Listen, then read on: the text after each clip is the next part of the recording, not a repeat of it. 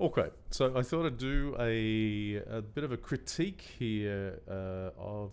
This is just really a section of Subnautica Below Zero, which I've been playing for about 20 hours now. So this is I'm a reasonable way through the game. I'm not going to go through and talk about the rest of it. You can, I'm sure there's plenty of Let's Plays online if you want to see the whole game.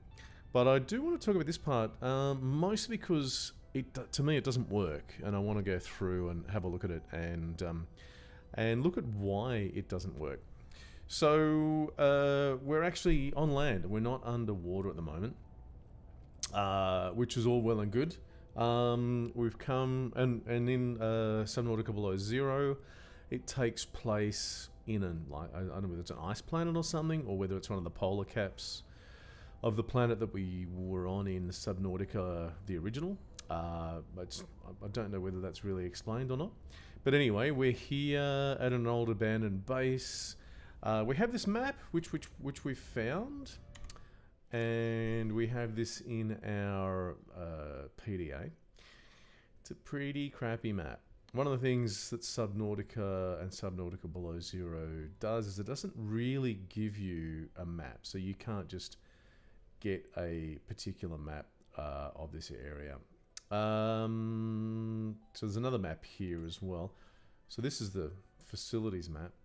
When you begin the game, you start here, or sort of around here, and then you end up somewhere around here, which is where our little drop ship thing is. Now, I don't quite know.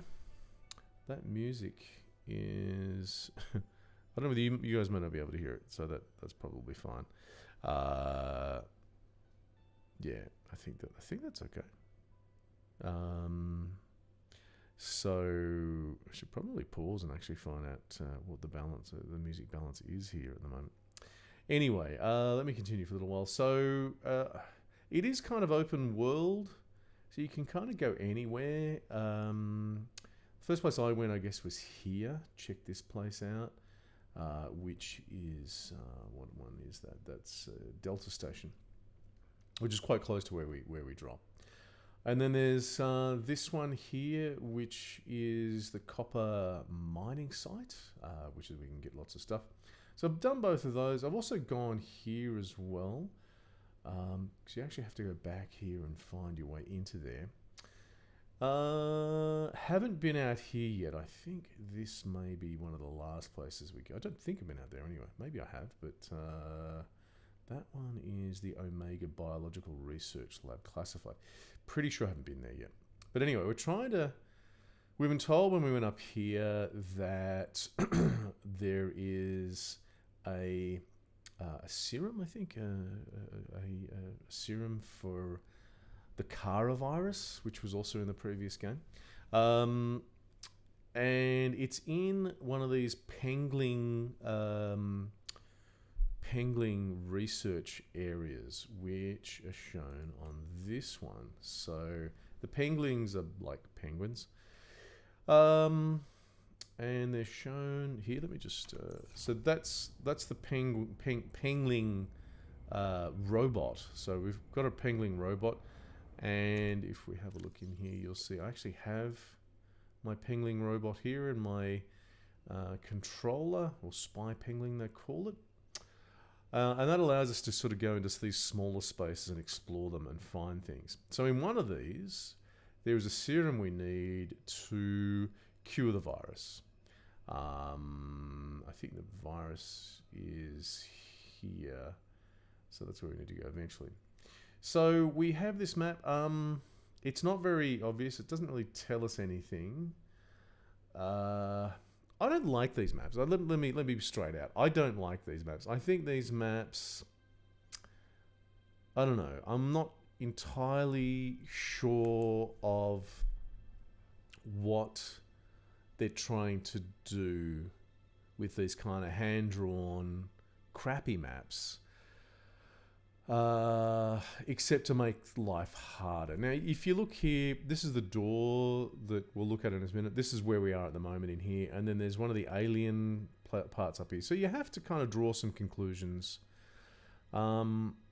Now, I'm assuming these little pangling things here, that the pangling, the nest or whatever we need to search is here, because it's surrounded in red. It's circled by red. So I'm assuming that's what we've got.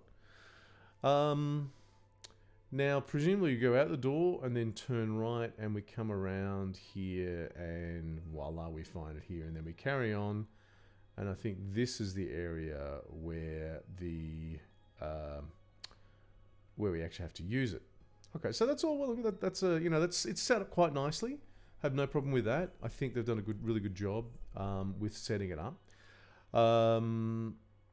But there is one problem with this experience, which personally for me, and it's the only part of the game so far where I'm just kind of like, I hate this, and it makes me want to stop playing. Which is why I'm sort of looking at this as an example. It's kind of like a negative pattern. This is something you don't want to do when you're designing your games. And to be honest, the solution would be for one thing really, and we'll go through it and have a look, and we'll see what that is. I'll pause here, come back, and we'll have a look at. We'll travel around and have a look at what we're actually doing, and I'll talk about why I have problems with this area.